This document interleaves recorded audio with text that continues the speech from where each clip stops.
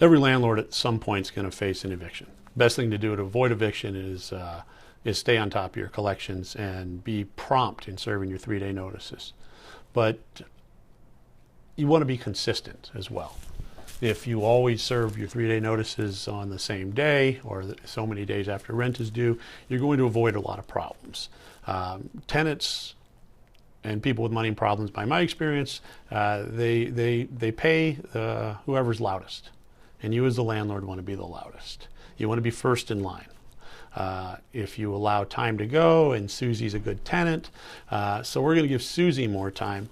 There are business decisions that you make, and there are case by case. If Susie has come to ask for some more time and she's a good tenant, strongly recommend you work with Susie and try to work it out if this is a isolated incident.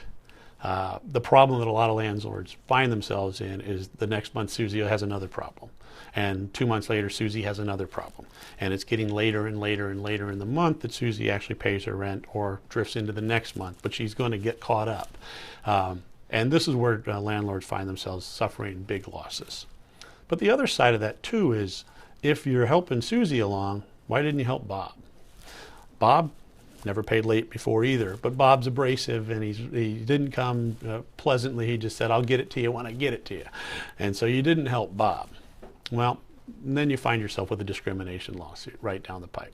So avoiding evictions and handling evictions, and when somebody doesn't pay, to recap, number one, be consistent and be prompt and do it early into the delinquency.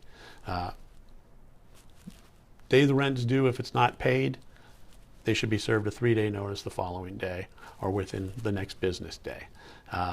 You avoid a lot of problems that way, but make sure your policy is the same for everybody. Once they are in eviction, serve them the 3-day notice. Make sure you're following the steps properly and legally. There are a lot of little landmines that a landlord can step on that will make them start over and lose a lot of time when you're in an eviction process. So make sure you got a good eviction attorney, UD attorney.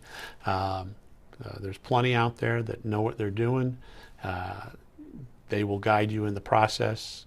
And if you're handling it on your own, make sure you know every step of the way what the timing is, because 3 days, for example, isn't always 3 days. A 3-day to pay your rent doesn't mean it's due 3 days from now. Sometimes that's 5 days. And if you don't know why, you should talk to a professional property manager.